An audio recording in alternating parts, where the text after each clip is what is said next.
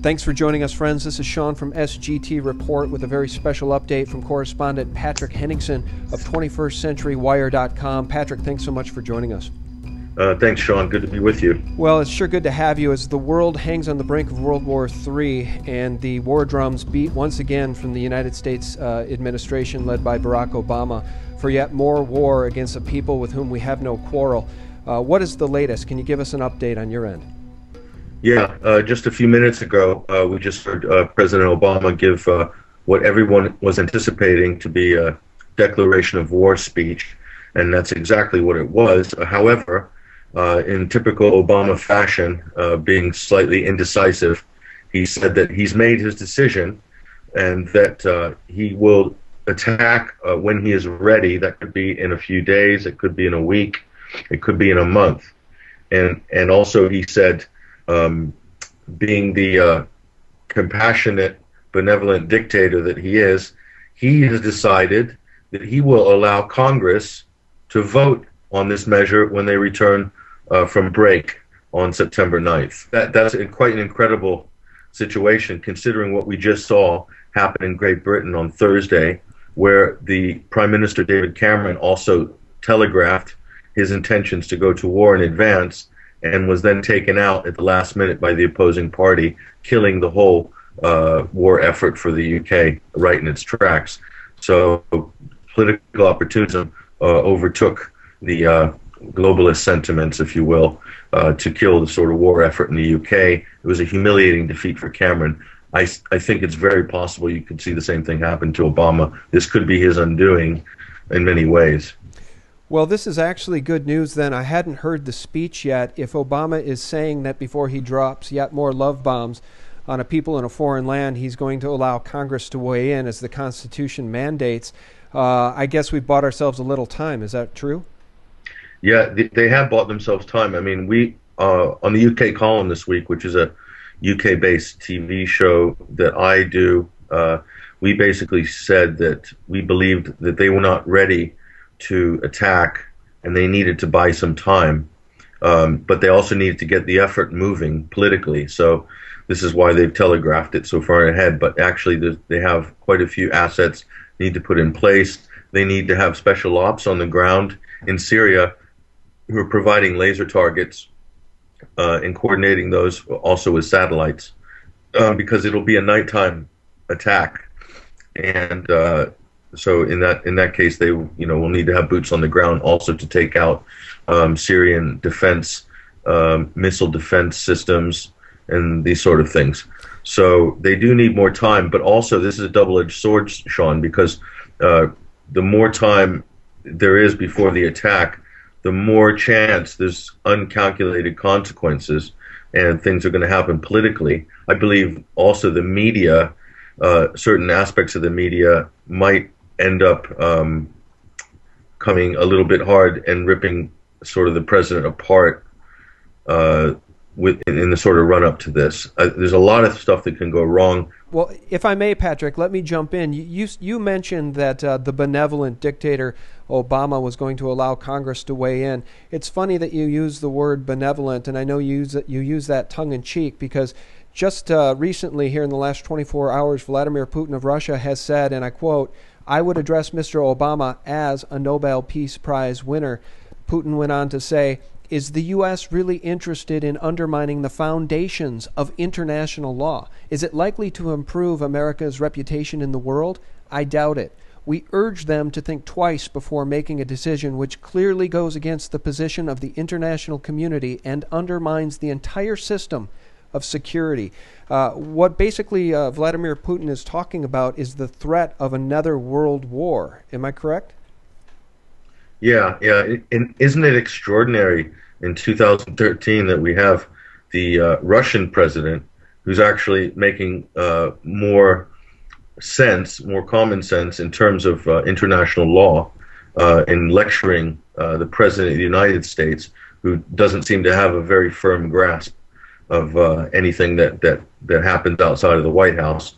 Putin and Russia and China, there's been a big media campaign. I don't know if you've noticed it. We pointed it out on the UK column and on 21st Century Wire. This started a couple of months ago. There was a lot of fake stories in the media about Russian troops on the streets in the United States, and the media is also starting to take swipes at Russian media, mainly Russia Today, which is an English language global news network that's been very, critical of foreign interventionist wars like Libya and also Syria and the sort of war for Iran.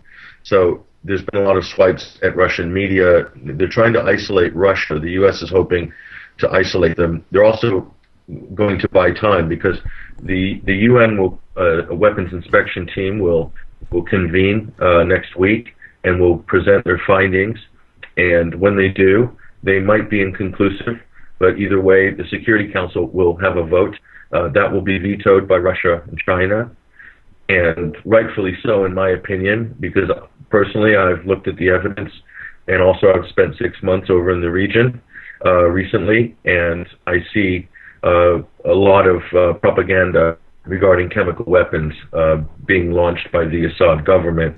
It's very similar, almost chapter and verse, the same as the propaganda we saw regarding Saddam Hussein and his giant chemical arsenal. That's right. And I'm nodding in agreement. This, according to InfoWars, militants tell an AP reporter they mishandled Saudi-supplied chemical weapons, causing the quote-unquote accident. What is your take on what's really going on? Because unless this administration has no access to Facebook, has no access to YouTube, has no access to the alternative media, has no access to world media outside of the Mockingbird media in the United States, they can't possibly not know the truth, right? They must know the truth. And in fact, the State Department, it is widely believed, may have been involved in supplying these chemical weapons to the rebels. Or maybe these chemical weapons came by way of the Saudis. Either way, it doesn't appear as though it was Assad who is responsible.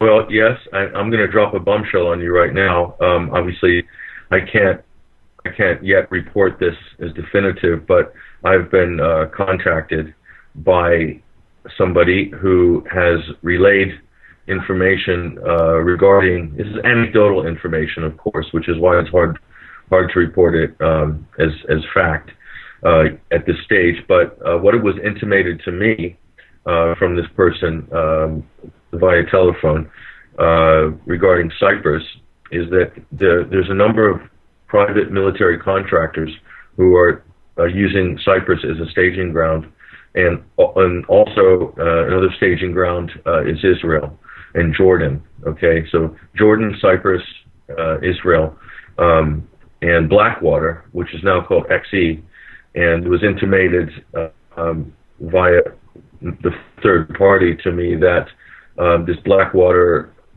person was saying that they were basically involved in setting up a chemical attack in Damascus. Okay, so I won't go any further than that, but and of course it's hard for me to corroborate this, but I don't think that would come as a massive surprise, and I've already seen articles online intimating this sort of fact, that this might be taking place. However, seeds of doubt and the overwhelming evidence, as far as I can see, by looking at all the evidence, and the Western media basically only looks at the Syrian opposition's, what John Kerry refers to as open source reporting. He's really talking about YouTube. Okay, so we have the U.S. Secretary of State using YouTube as the evidence to go to war, which is wonderful in 21st century. I think that's so fantastic. I just can't hold my excitement. But the Syrian police have raided chemical weapons kitchens in suburbs of Damascus, seizing toxic material and other bomb-making and munitions materials and mortars on numerous occasions, including the most high-profile raid, which was on July 15th, 2013, only a month and a half ago.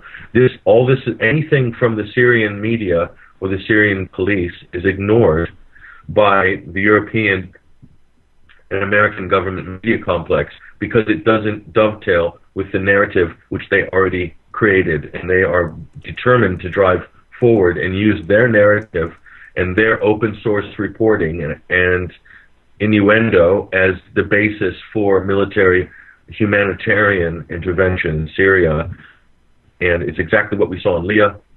And I'll tell you what, Sean, I have never seen such a stampede, a frantic stampede for the door of lies as I have in this case. I've never seen politicians so desperate that they can't control themselves because they're in a rush. For some reason, Sean, they're in an absolute rush to get the war on with Syria.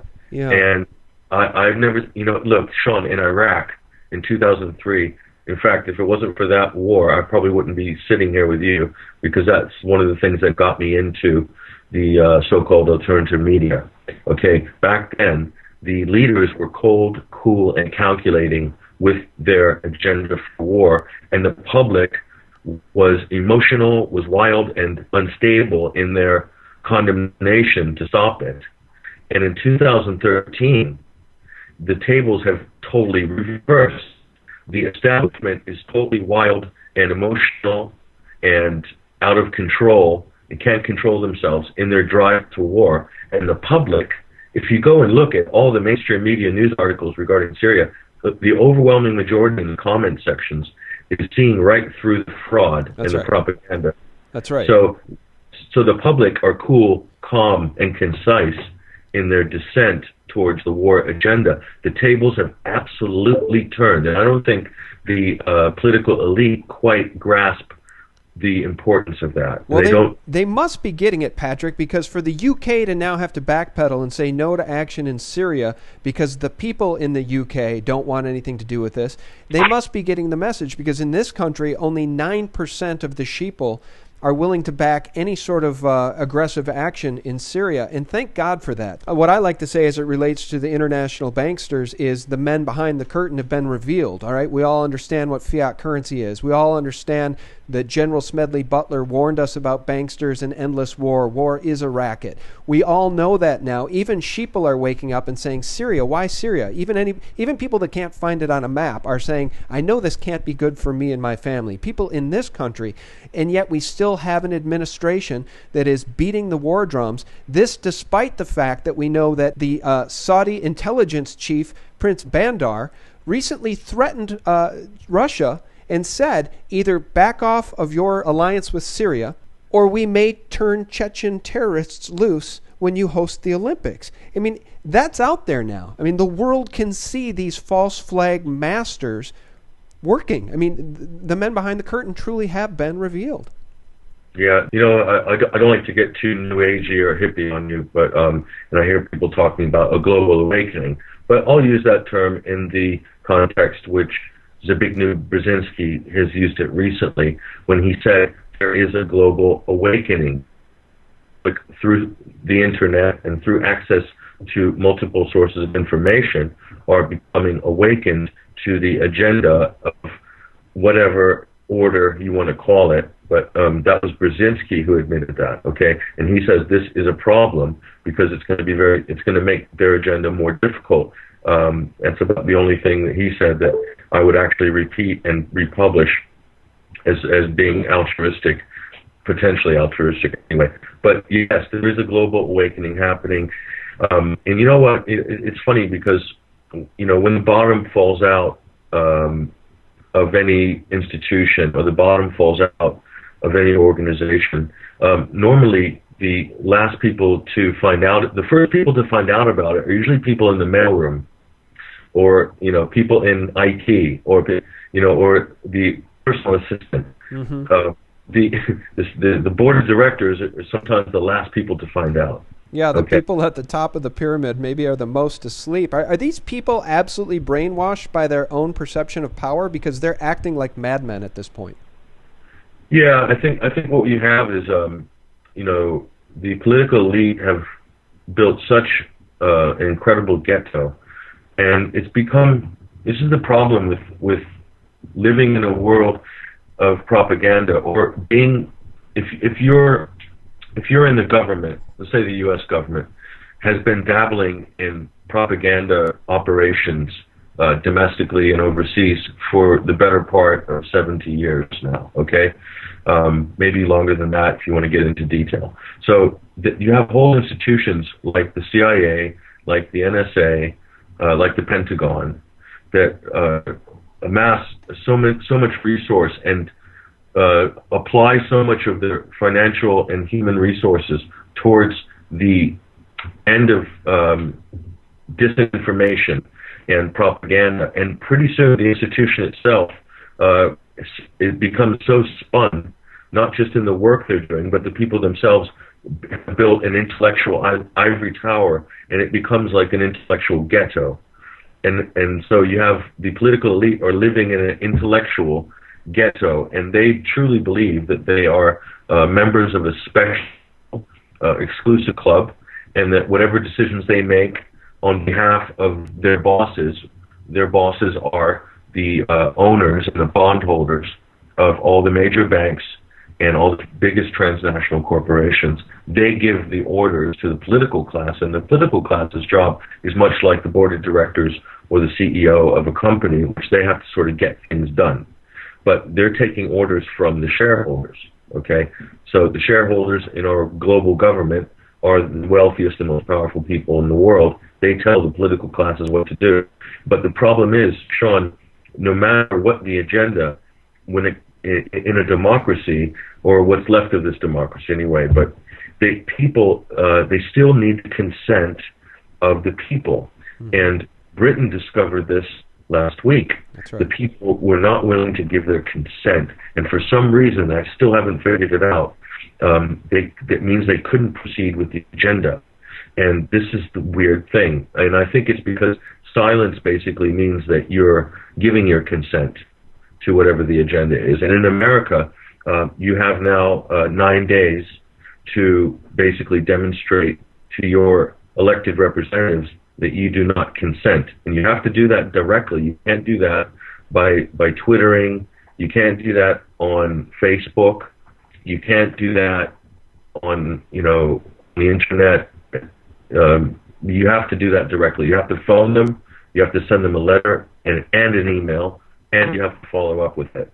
That's right. And I'll tell you what, if you get 100,000 people, that's about a couple 100,000 people in America. That's all it would take, and basically they will vote no on military action. But whether that's going to happen or not, or what's going to happen in between, I couldn't tell you. Yeah. But this is the big danger in America. People have become so detached from the political process, and rightfully so, because most people have been so turned off by the level of corruption and deceit and the regular sort of lying. It seems lies come out on a conveyor belt out of Washington, it seems, and the fact that the lobbyists have long bought and paid for each and every congressman, senator on Capitol Hill. So that is a problem, and getting around that problem is really going to take people to get off their asses and take a direct interest in their local constituency. Yeah, that's right. Our silence is our complicity. And I don't think people are going to stand silently and allow this to unfold. My hat's off to the people of the UK, because had you not summed it up the way you did, that's how I was going to sum it up. I think sends a powerful message to the rest of the people in the Western world that although it does feel like our governments have been stolen out from under us by the banksters, the people still ultimately have the power, and those congressional representatives in this country need to listen to you because they want to keep their fat cat jobs. And some of them just actually want to do the right thing. Yeah, absolutely. Some of them do just want to do the right thing. There are people with a conscience out there in politics, but the thing is, you have to wake them up and let them know you exist. And this is the big challenge in our digital age and the age of leisure is to get people to take that 5 minutes or take that 15 minutes or half hour out of their day because they think that this is actually genuinely important for their life, for their future, and for the children's future. Let's see if Americans can do it. Yeah. Well, and then the good news is, Patrick, is that it only takes maybe 5-10% of the people to dial in and to stand up and to do the right thing, to change the world. And those are the informed people that listen to this broadcast, and visit sgtreport.com and 21stcenturywire.com. Our guest has been Patrick Henningsen from 21stcenturywire.com. Please do check it out on a daily basis. Patrick writes original content. He writes original reports and articles, and we do proudly carry them at sgtreport.com. I want to thank everybody for listening. And Patrick, anything else before we let you go? No, just as a caveat, we've just also heard that Vladimir Putin has demanded to see the U.S. intelligence that they're basing their authorization of military force on. And that's quite an extraordinary thing. So I do encourage everybody to really keep an eye on this story. This is unfolding, and it's very important. And it's not a Cold War situation. It could be something much warmer than that if the president and his gang don't manage this properly. I don't know Vladimir Putin well enough to be a fan of his, but I would say thank God for him being a counterbalance to this New World Order aggression. Mm-hmm. Yeah, I mean, if anything, if we've got any hope at all, it's the fact that there is another nuclear power willing to stand against this type of aggression and say, no more, we've drawn a line in the sand. None of us want World War III. That's why we need to call our representatives and demand that this attack on Syria not take place. Patrick Henningsen, thank you so much. Everybody check out 21stcenturywire.com. We wish you all the best, Patrick. Let's stay in touch. Thanks, Sean. Thank you, sir.